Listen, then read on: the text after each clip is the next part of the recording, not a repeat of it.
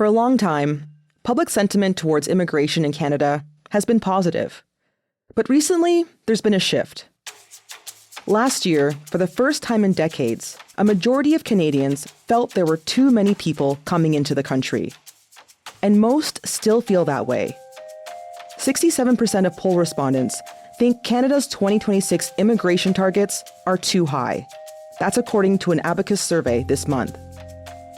Under former Prime Minister Justin Trudeau, immigration reached historic levels. Politicians across the country put the blame on the former PM, with some saying he broke Canada's immigration system. We have, right now, refugees in homeless shelters. We have international students grappling with a lack of supports in the community. Radical, uncontrolled immigration and policies related to it are partly to blame for joblessness, housing, and healthcare crises. People come to Canada with the hope that they can build a good life. But that is not what's going on right now. In late 2024, as Trudeau's political fortunes were sinking, he announced a U-turn on his government's immigration policies. As a federal team, we could have acted quicker and turned off the taps faster. Canada would drastically reduce the number of immigrants it accepted. So we're doing something major. We're reducing the numbers of immigrants that will come to Canada for the next 3 years. Today, a year later, we've seen what this reduction has meant for Canada. Today, we're looking at how we got to this moment where Canada's relationship with immigration has significantly changed and where we go from here. First, we'll hear from Globe columnist Tony Keller. He's also the author of the new book, Borderline Chaos: How Canada Got Immigration Right and Then Wrong. And then Professor Rupa Banerjee will join us. She's the Canada Research Chair in Economic Inclusion, Employment, and Entrepreneurship of Canada's Immigrants. I'm Cheryl Sutherland, and this is the Decibel from the Globe and Mail. Tony, thanks so much for coming on the show. You're very welcome. So before we get into what drove former Prime Minister Justin Trudeau's government to make the change that it did on immigration, let's talk about how Canadians broadly felt about it before the shift in public sentiment. So from the 90s all the way through till about 2015, Canada averaged about 250,000 immigrants a year. Pretty stable number through conservative governments and liberal governments, and pretty strong public support. I mean, the polling we had suggested that immigration was more popular in Canada than really any other developed country, even though we actually had relatively higher immigration than other developed countries mostly, and particularly higher immigration than the United States. So it's an interesting paradox that in Canada, immigration was relatively high and quite popular. And I understand that actually Ottawa started polling Canadians in 1996. So we do have some numbers to back that up to show that, Canadians were very much for immigration. Absolutely. There was really no pushback over immigration. Parties agreed on immigration. They roughly agreed on how to run the system. They roughly agreed on immigration levels. And it's important to note, they also agreed that it was really key to keep control of the border. So it's kind of, again, part of this paradox was Canada had very strong border control, but also very high immigration. So we were very strict about who we let in, but we actually let in a lot of people relative to other developed countries. Okay. Can you talk a little bit about how that kind of worked in the earlier days, like the point system, right? That's kind of what we had starting in 1967? So right. So one of the elements is the point system. So Canada's got a fairly unusual immigration history. Through much of the 20th century, Canada had racial restrictions on who could come to Canada. Basically, Canada had an immigration policy that said you got to be white to come to Canada, pretty much. That changes in the 60s, and we start to change to a system that says, okay, the bulk of our immigration will be economic immigration, and people will be chosen based on skills, education, other attributes. Some of them will come as refugees. That means they're coming for their needs. Some of them will come as family reunification, meaning they've got close relatives in Canada who want to bring them here. But most immigrants to Canada since the 1960s, and especially since the 90s, have been economic immigrants chosen by Canada because they had certain skills, certain attributes that it was thought would be valuable to Canada. And the way they were chosen was the point system. So kind of like a competitive university, we ranked and we chose the applicants we thought best met the Canadian criteria. Okay. And you mentioned about how, cross parties, that there was kind of a consensus around immigration, that it was seen as a good thing for Canada. I do think it's important to know that also there was, of course, tensions, right? It wasn't always a perfect system. And you mentioned a little bit here about how at one point we talked about race as being a way that people were allowed into the country. But it never became kind of like the dominant political issue. Why is that? So just to go back a bit on the history, the consensus that I'm talking about is post-1960s, okay, where basically liberals and conservatives agree, yeah, we're going to pick future immigrants based on objective, non-racial, non-discriminatory criteria. And in fact, that is started by a conservative government, by John Diefenbaker's conservative government, and it's expanded under Pearson's liberal government, and it continues to expand under future governments. The decision to make immigration kind of high and stable rather than fluctuating year to year to year is made under the Mulroney government. So again, another conservative government. Mm-hmm. So there's this consensus building from the 60s and really entrenched by the 1990s that neither liberals nor conservatives want to touch immigration. Nobody's talking about dramatically increasing it. Nobody's talking about dramatically lowering it. And the system is kind of just running along. Canadians aren't upset about it. And Canadians don't think about it. And politicians don't argue about it. It's a very, very neat situation. It's like plumbing. Nobody worries about plumbing when it's working. People start to worry about plumbing when it's not working. Mm-hmm. So is it the case that economically it's also working for Canada? Yeah, on the whole. I mean, because Canada tended to choose economic immigrants based on attributes of education and skill. Canada's immigration stream in the 1990s, in the 2000s, in the early 2010s, and even actually extending into the late 2010s is very tilted towards highly skilled people. The belief was that would make Canadians think, hey, when I think immigrant, I think of someone who's earning a good income, is going to have a good job, is going to benefit the economy, is going to pay taxes, is going to make Canada better. I don't think of immigrants as stealing something from Canada or undermining Canada. Immigration's great. It's actually going to help the economy. It's going to make me better off. It's going to make my community better. And so a lot of Canadians really believe that. And there was some underlying data to suggest, yeah, that's pretty much what the immigration system was doing. Mm-hmm. Okay. So we do know that things dramatically change under Trudeau. So let's talk about what the broader conversation on immigration is looking like, because it's also in 2015 that Trump enters the presidential race for the first time. When Mexico sends its people, they're not sending their best. They're not sending you. They're not sending you. They're sending people that have lots of problems, and they're bringing those problems with us. It did feel as though Trudeau was kind of positioning himself as the anti-Trump. I remember this tweet, right? The tweet that Trudeau put out that he said, "To those fleeing persecution, terror, and war, Canadians will welcome you regardless of your faith. Diversity is our strength. #welcome to Canada."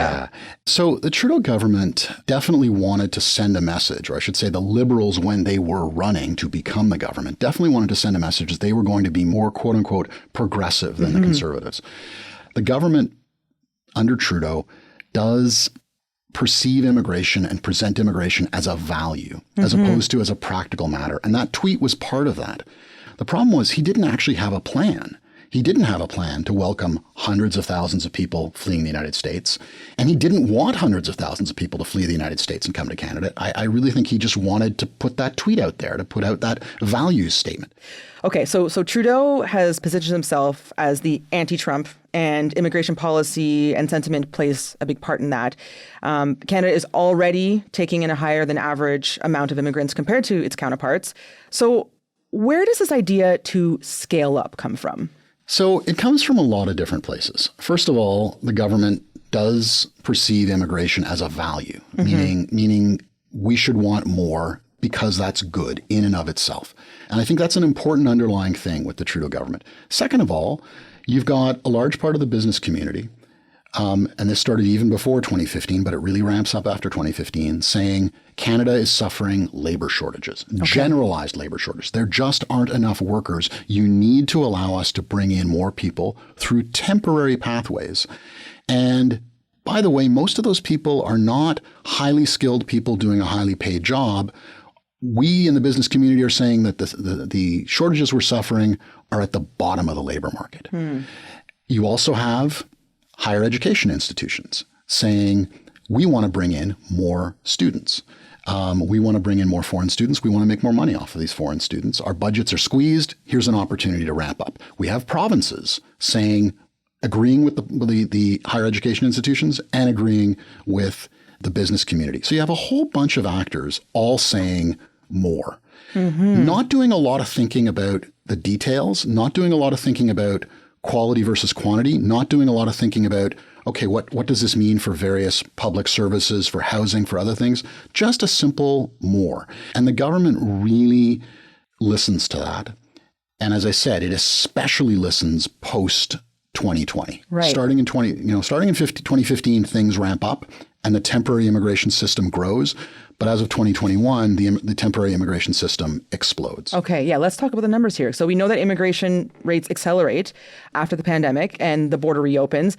Can you explain just how much it does?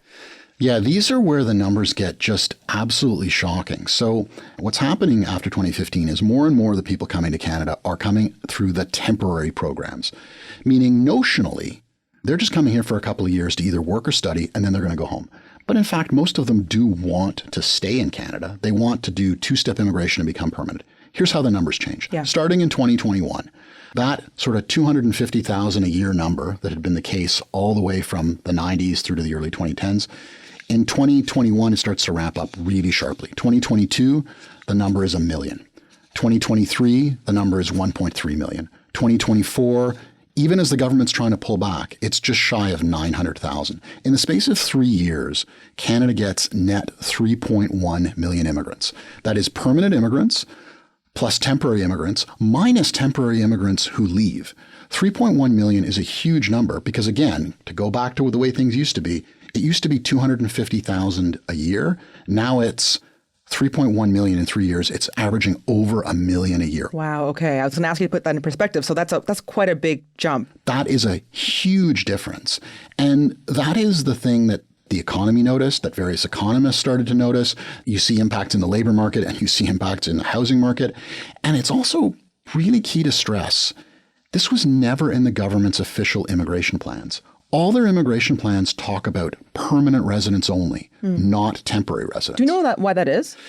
They were almost run as if they were two completely separate systems that had nothing to do with one another, even though the temporary system, they're not tourists, they're living here. Second, most of them, from what we know, appear to want to become permanent residents. So they are attempting to immigrate. They're not just visiting, they're not just passing through. And yet the official way the government presented the system was if the permanent immigration number was immigration and temporary immigration just didn't exist. And yet what happened was the temporary immigration system became much bigger than the regular official front door number that was always talked about. And that's how you end up with these much, much higher immigration numbers than we had ever had in the past. It's sort of like we had this strange immigration conversation where when the government would say immigration, it should have come with an asterisk that it was leaving out kind of 3/4 of the picture. Did the government have a handle on this? Because I feel like if there's a whole part of this conversation that they're kind of leaving out, I would assume that maybe understanding how many people are in the country might be kind of hard. And a lot of this went on in the system. The Canadian immigration system is fairly complicated, and it became much, much more complicated. And the data became extremely opaque, absolutely opaque to the public and to researchers, but I think even to the government, because there were so many different doors into the system, so many different rules, so many different selection processes, so many different possible temporary visas, and that I think the government kind of lost track of it. And on top of that, to make it even more complex, the provinces run part of the immigration system and make some decisions. So you kind of had a situation where everyone could sort of focus on their one little area and no one was really thinking about the national interest. And I think even the Trudeau government lost sight of what was going on. Everything was legal, but you never got the impression that the government had really taken stock of what it was doing and what the consequences might be and what it would have to do in response to those consequences. And then suddenly public opinion changes in 2023 and in 2024. The government backpedals and changes course in 2024. But up to then, it had continuously said, everything's great. This is fantastic. We know what we're doing, and it's going to be wonderful for the economy. And then they U-turned. Because in the tumultuous times as we emerged from the pandemic, between addressing labor needs and maintaining population growth, we didn't get the balance quite right. And so the government's pivot is to say, we need to bring these numbers down somewhat. But that's hard to do. It's not easy. It's easy to open a door. It's not easy to close a whole bunch of pathways that you've opened. With the plan we're announcing today, along with previously announced measures, we're making our immigration system work better. I mean, public opinion right now, I don't think is anti-immigrant. I think public opinion has become upset at the numbers and the sense of loss of control and the sense that nothing has been planned and the sense that nothing was really thought through over the last few years. But if you say to Canadians, look, we have a plan, it's a reasonable plan, I think you will see public opinion return to where it was. I'm hopeful. What I don't want is for us to end up in a situation that a lot of other countries are in, where you have extreme polarization over immigration, extreme right-left polarization, where one side of the political spectrum says all immigration is good no matter the numbers, and the other side says we don't want any immigration at all. That would be terrible, because neither one of those is a good option for Canada. They're both economically negative, and they're both going to cause even more political polarization. So my hope is we can go back to being kind of a unique country where we have relatively high immigration, but with limits, and we don't have political polarization. We have conservatives and liberals not arguing about immigration, but basically not even talking about it. Tony, great to have you on. Thank you very much, Cheryl. It's been wonderful. That was Tony Keller, a columnist with The Globe and author of Borderline Chaos. After the break, Professor Rupa Banerjee tells us about what she thinks we can improve in our immigration system.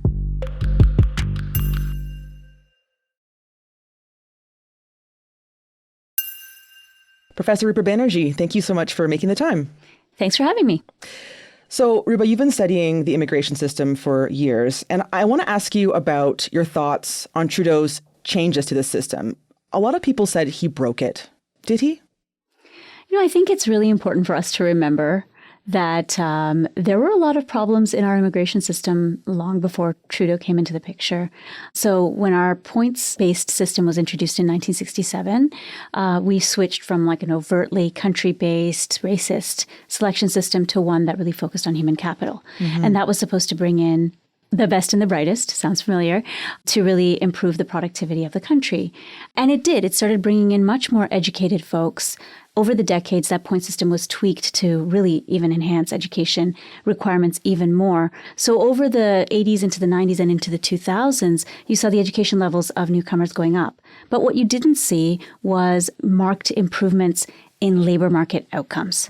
So there's a bit of a paradox where the education levels of newcomers was going up, but actually wages, ability to find work in your field, all of those kind of metrics were actually going down. And so this is also coincides with a marked shift in the source countries of immigrants, right? So before the point system was instituted, most immigrants did arrive from Europe, from Western Europe, from the UK. And once we brought in the point system and country-based restrictions were lifted, you saw a shift to Asia. And with that shift in source countries, despite the increase in education levels, outcomes were going down, and they were going down well into the 2000s and early 2010s. So I think there's a bit of a simplification when we say everything was going so wonderfully and Trudeau broke the system. So there were problems with the immigration system before Trudeau, as you pointed out. What have you heard from people about what immigrating to Canada has been like in the last few years? I mean, I think it's been incredibly stressful. I have been talking to immigrants, international students, and postgraduate work permit holders for several years. And even during the boom times, it was filled with peril. So there was many, many points where students often, experienced exploitation, experienced outright abuse in some cases, terrible housing conditions, huge long commutes. And once work restrictions were lifted from international students, they were allowed to work off campus as many hours as they wanted, and they did. So all of these things have sort of positive effects and negative effects. Yes, many of them were able to make money to help pay for the massive tuitions that they had to pay. But on the other hand, often it became the focus that it was about making money and trying to find a way to transition to permanent residence rather than a focus on education. And the student experience completely changes then, right? Because you're just focusing on making money instead of like really focusing on your schooling as well. Absolutely. Yeah. And certainly in the past year, when we've seen this huge pullback and lowering of the permanent resident numbers and lowering of the student permit numbers and also huge rejection rates, particularly from applicants from India, the anxiety has just multiplied. And so I think a lot of people are really worried. And you see that in the number of students who are applying. So there's been a huge drop in even applications. On top of that, there's been a huge drop in acceptances. Yeah. So the actual planned number of student permits that were supposed to be accepted in 2025, for example, we're not even meeting that number now.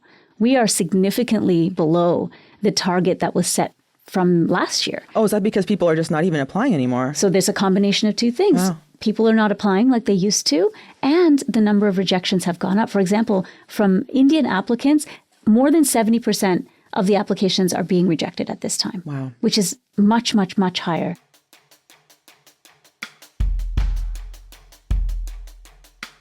The reason why things kind of went off the rails has a lot to do with poor quality programming, lack of oversight within post-secondary institutions, particularly in private institutions, but also public-private partnerships, and extremely heavy recruitment in source countries to really bring people here.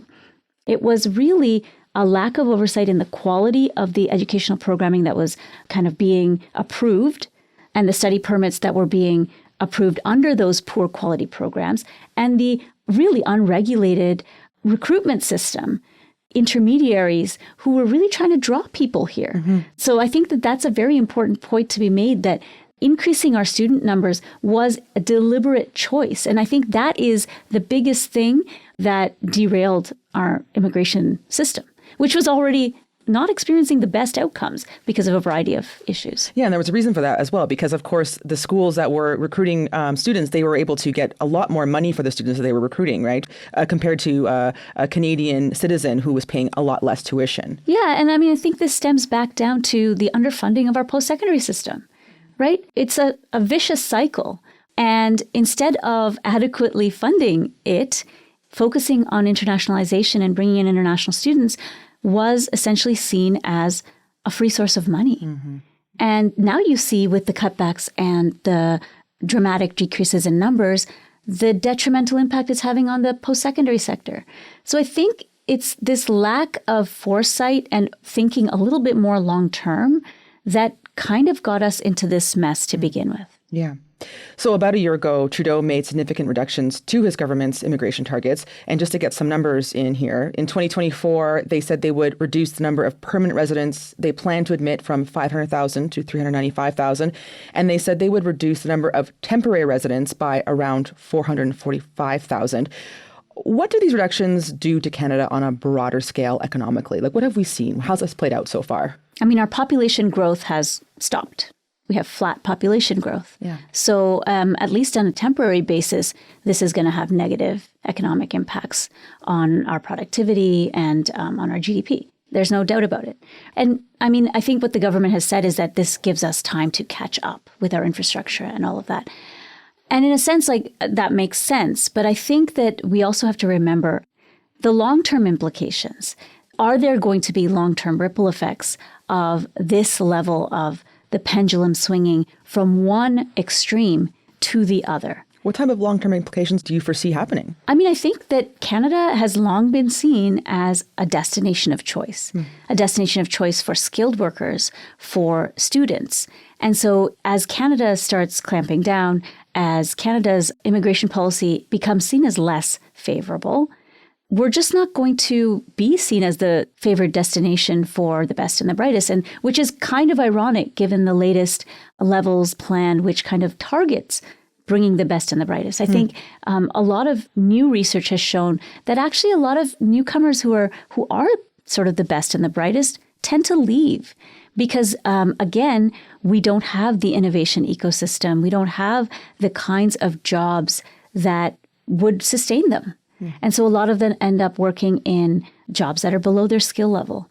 And so at the end of the day, I think there needs to be a much more of a whole of society, whole of economy kind of approach to thinking about, okay, not just what numbers do we need, what are our absorptive capacity, abilities, but also kind of what do we want for our future in 50 years? Yeah, and I mean, so Prime Minister Mark Carney is also kind of pulling this lever of reducing the numbers, right? He announced further reductions to the immigration numbers. And so you've talked about how the caps are not addressing the issue. What do you think would make our immigration system better? I mean, it's such a complicated question, right? Yeah. But I think that fundamentally, if we have an immigration system that focuses on both selection and integration, that would go a long way. We focused a lot on numbers, targets, caps, without really looking at the underlying deep-rooted systemic issues within the system, within society more generally, right? Unemployment is a problem right now in Canada. Productivity is a problem. And that's not 100% about immigration, right? It's more general. New grads are feeling this just as much as immigrants, right? So I think we have to think about sort of the broader Canadian labor market and economy and how to make it more dynamic and more attractive for newcomers, while, having a selection system that has a balance between looking at not just new grads who don't have any foreign experience and are essentially coming here in their early 20s. But if we also want to bring in the best and the brightest, so I think there needs to be a balance between the immigrants that we select and then Canada's role in making sure that they can leverage their skills. It is expected that newcomers will come here and essentially completely change to become acceptable to Canadian employers. At the end of the day, employers need to play a role and see that they are kind of a very important stakeholder in this whole system. And otherwise, we'll see what we see now, which is that those who do have opportunities elsewhere don't want to stay because it is an incredibly frustrating experience to come here with a dream and then to find that you're not able to actually leverage your skills, you're not able to work in your field. I mean, these are demoralizing. So we talk about the economic impacts, but there's also serious psychological impacts, family impacts, and community impacts. That's a really good point, yeah. So reducing incoming immigrants doesn't change the fact that there are already a lot more people here, right? What does it mean for them? Yeah, I mean, I think that's a really, really important point, right? We had this quite significant change in targets and just policy outlook while people were already in the system. And what I fear is that the reduction in permanent resident numbers essentially will leave a lot of those people who are already in the pipeline in limbo. And so the question is what will happen to them? There could be three routes for them to take. One is to leave. And I do think most will leave and are leaving because I think a lot of folks don't want to stay without papers. But the second option is for people to become undocumented, to basically move underground in a sense. And I mean, there's so much evidence that having a large undocumented population is so harmful for those folks, but also for Canada as a society. So what is the government going to do about that? Are we going to have mass deportations? Is that something that Canadians have an appetite for? And the third option for them is to claim asylum. And we've seen an incredible rise in asylum claimants to the point where now the lineup for having your asylum claim heard is almost 10 years. Oh my goodness. So, this is an incredibly problematic aspect of this abrupt policy shift. Not to say that there didn't need to be a policy shift, but we have to recognize the ripple effects and the unintended consequences that happen when you do have a pendulum swing from one extreme to another. I want to take a minute to talk about racism because this is also part of the conversation, right? Like, how does racism fit into our current conversation around immigration? I mean, I think that, racism is not new. We've definitely have a long history of anti-immigrant sentiment, but specifically against racialized immigrants. And as much as legislative changes have tried to address some of these things, at the end of the day, it's about public discourse and culture. And, I came in the early 80s when I was a kid with my family, and it was a very openly racist society at that time. And over the years, I felt and I hoped and I thought that Canada was becoming less racist. How naive of me, right? But now we see this discourse really reemerging, maybe not in the physical space as much, but in the online space. And so a lot of folks have said that part of the reason why the Trudeau government pulled back so much last year is because of the public pushback and the public sentiment that there's too many immigrants, they're not integrating, with a real focus on international students being a problem. And so, which is interesting, right? International students were never framed as a problematic group until very recently. Yeah. Right. And I think that has to do with the racialization of international students and this perception that they're all from India. And so when we start attaching sort of racist tropes to particular groups, you can see how the vitriol and the poisoned rhetoric spreads. And I think it affects a lot of folks because at the end of the day, people don't really care if you're a newcomer, if you're a second generation, if you're, where you're from exactly. It's an entire group of people. It's a very broad brush that folks are painted with. And we know that if we didn't have immigration, we would not be able to survive as a society. And so I think the public discourse has to be brought along because if you look at the data, it's very clear we need immigration. Immigration is good for us. Yes, we need to make sure selection systems are, tweaked. And we need to make sure that there's a level of standards, for example, in international student admissions. We need to make sure of all those things. But at the end of the day, we also need to make sure that the public perception of what's going on is brought along. So this perception that everything's off the rails, it's mass immigration, it's borders are being flooded. No, that's absolutely untrue. And so I think just education, making sure that the reporting is balanced and not putting out sort of panic signals that stir up this kind of negative public sentiment is also very important. At the end of the day, I had a study last year that was published that showed that, the fact that from about 2015 onwards, things were getting better is almost entirely driven by international students who got postgraduate work permits and transitioned to permanent residence. Not to say that there's no problems, but this student to immigrant pathway has been successful for us. So let's not villainize all international students as being some kind of burden on the system. In fact, they have helped us avoid a full-blown recession after the pandemic. So, I think changing that public conversation would help. Rupa, thank you so much for coming on the show. It's been really great. Thank you so much. That was Professor Rupa Banerjee. She's the Canada Research Chair in Economic Inclusion, Employment, and Entrepreneurship of Canada's Immigrants. That's it for today. I'm Cheryl Sutherland. Our producers are Madeline White, Michal Stein, and Ali Graham. David Crosby edits the show. Adrian Chung is our senior producer, and Angela Pacenza is our executive editor. Thanks so much for listening, and I'll talk to you soon.